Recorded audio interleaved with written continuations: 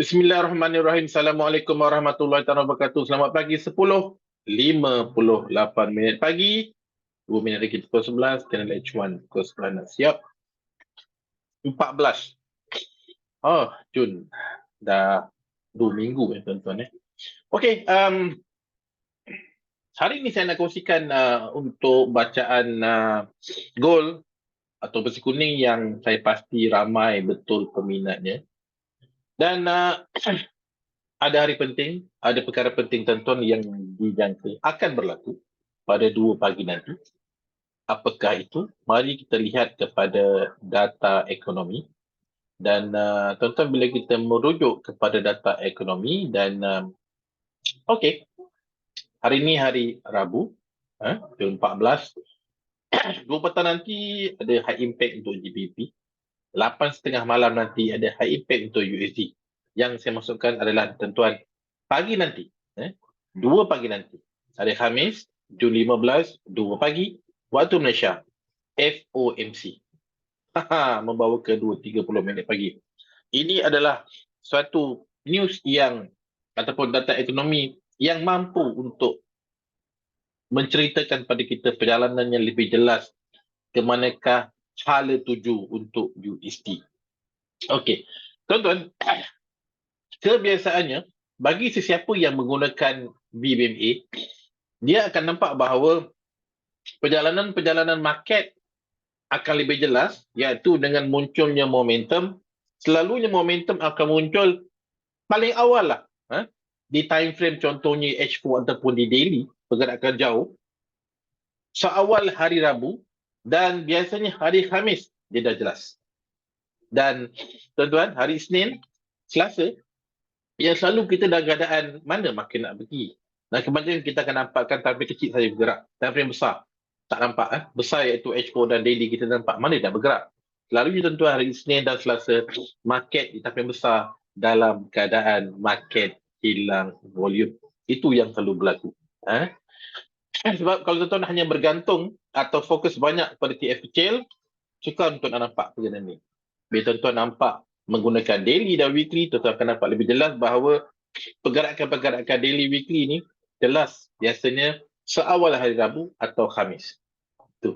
Okey, jadi kita dah tahu bahawa 2 pagi nanti ada high impact untuk USD disebabkan FOMC dan kita rujuk kepada gold.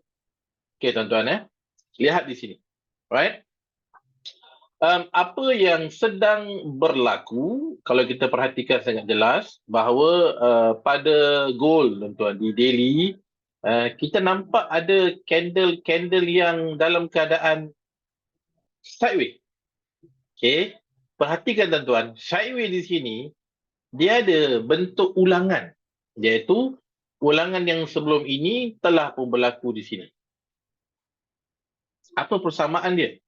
Iaitu tuan-tuan, di sini tidak ada sebarang bacaan momentum sell dan BB dalam keadaan rata. Dalam keadaan rata. Macam inilah. Ini kembang dalam rata. Jadi market dalam keadaan sideways. Ini nama dia zone market hilang volume buy. Dan ini juga yang sedang berlaku di sini. Sebab dia menantikan data-data ekonomi yang kuat untuk menceritakan mana arah perjalanan untuk USD. Sebab gold definitely kita nampak pun di depan di atas ni gold XAU USD. Dah tentunya akan menimpak yang kuat daripada USD. Okey. Jadi dan kalau kita merujuk tuan-tuan kalau katakan saya menggunakan naked chart, buang garisan-garisan ni dulu, kita nampak ada sesuatu iaitu konsep asas suatu resistant suatu resistant become support. Suatu resistant iaitu di sini menjadi support di sini. Dia satu ulangan. Begitu juga tuan-tuan, kalau kita merujuk kepada apa yang telah berlaku di sini adalah suatu resistant di sini. Nampak? Dia bertangga-tangga. Yang mana candle dia naik dan dia jatuh, retrace, mencari balik kawasan sebelum ni adalah kawasan resisten menjadi support. So, dia ulang balik, kenaikan, jatuh, mencari kawasan sebelum ini adalah resisten dan sekarang support.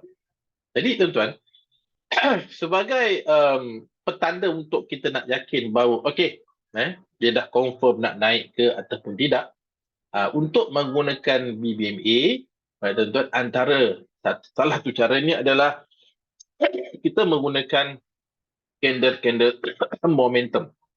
Lihat di sini, saya tunjukkan apa yang telah berlaku dulu. Tuan-tuan, di sini ada bacaan momentum buy. Ada bacaan momentum buy. Candle momentum buy inilah yang memvalidkan bentuk-bentuk ataupun bacaan market hilang volume buy yang di sini muncul lebih daripada seminggu. Di sini. Yang menjadi tanda tanya, apa dia nak buat, apa nak buat. Dan kalau kita perhatikan, sebelum muncul momentum buy di daily, kita lihat di H4. Di sini, bacaan apakah yang telah muncul. Jadi kita belajar bentuk-bentuk yang sentiasa berulang-ulang sebenarnya. Siapa yang rajin, lihat bentuk-bentuk yang sentiasa berulang. Okey, pergi pada H4, 10.3. Tuan-tuan. Okey, kita tengok di sini. Nampak apa yang berlaku, tuan-tuan? Okey. Allahu Akbar. Sebentar. Okey. Perhatikan tuan-tuan betul-betul di sini. DH4 juga membuat bacaan momentum buy. Kalau kita semata-mata melihat untuk DH4 sahaja, kita lihat momentum sell tuan-tuan DH4, kita mungkin akan mudah membuat kesilapan. Sebab dalam BBB, kalau tuan-tuan hanya menggunakan satu time frame sahaja, mudah sangat buat kesilapan. Macam ni saya katakan, tuan-tuan nampak ini adalah momentum sell. Tuan-tuan menunggu re-entry sell. Tanpa monitor. Akhirnya muncul momentum buy. Sebab, apabila tuan-tuan nampak bacaan momentum sell di H4, saya jelaskan kat sini, di H4, jangan lupa untuk melihat apakah ceritanya di daily. Dan bila kita rujuk di daily, tuan-tuan, kita nampak bahawa candle di daily tidak ada sebarang bacaan momentum. Dan dia jadi apa? Dia jadi zone market hilang volume buy di daily atau re-entry buy di weekly. Sorry. Tuan-tuan. Atau re-entry buy di weekly. Ini cerita dia. Itulah BBMA. Tidak boleh bergantung kepada satu time frame. Cerita yang sama, kita lihat di sini, candle semasa berada di garisan 5-10 low di weekly. Kawasan terendah weekly. Jadi di daily adalah market hilang volume buy. Ni sekarang tuan-tuan. Jadi untuk nak memvalidkan perjalanan kenaikan, kita memerlukan momentum buy di daily. Dan tanda awal sebelum munculnya bacaan momentum buy di daily, perlu ada momentum buy di H4. Sehingga sekarang tuan-tuan, belum lagi ada sebarang bacaan momentum buy.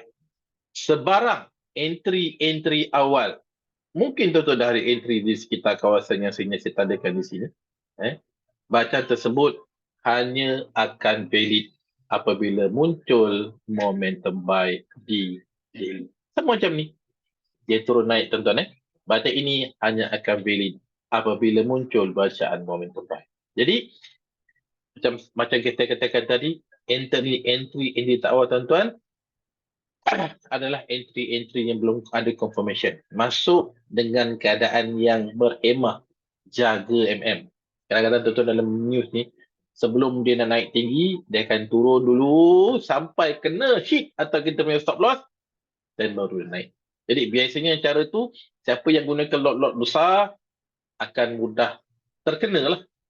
Sesiapa yang menjaga MM, mampu untuk bertahan, insyaAllah dia boleh mampu untuk menerima pergerakan ataupun impact-impact yang besar dalam keadaan tampil-tampil kecil.